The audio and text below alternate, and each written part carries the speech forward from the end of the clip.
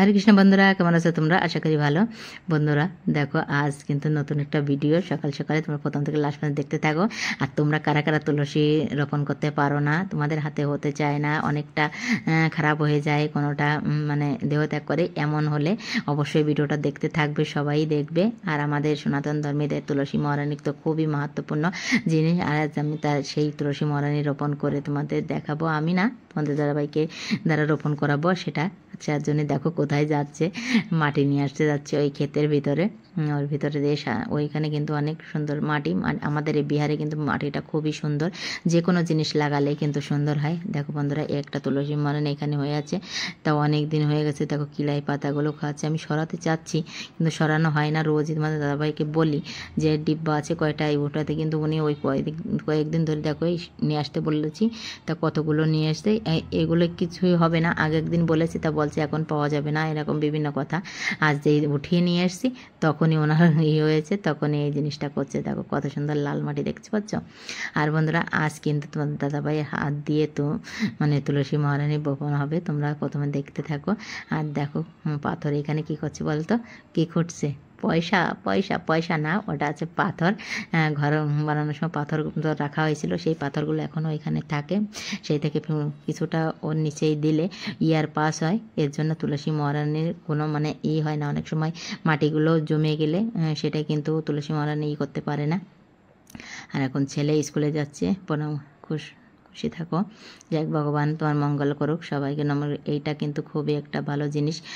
School থেকেও মানে স্যারেরাও বলে, প্লাস আমিও শিখিয়েছি যে সকালে সন্ধ্যায় মাতা পিতা প্লাস ভগবানকে প্রণাম করার কথা, গিয়ে আসবে তার প্রণাম করার কথা।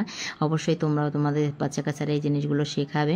আর এখন তো আমাদের সনাতন ধর্মটা খুবই অধপতনের পিছনে বন্ধুরা, এর জন্য কিন্তু আমরাই দায়ী।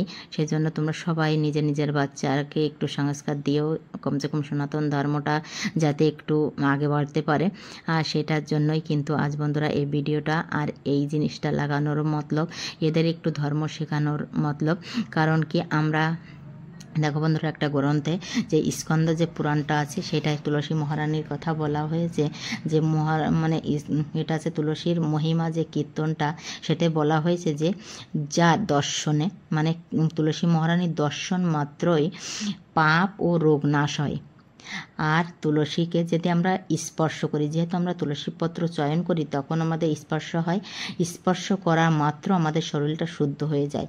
আর জল সিঞ্চন করার ফলে ভয়, যদি কোনো বাচ্চার ভয়, তাহলে তোমরা রোজ রেগুলারই তুলসী মহারানীকে জল সিঞ্চন করাবে, সেই ভয়টা মানে দূর হবে।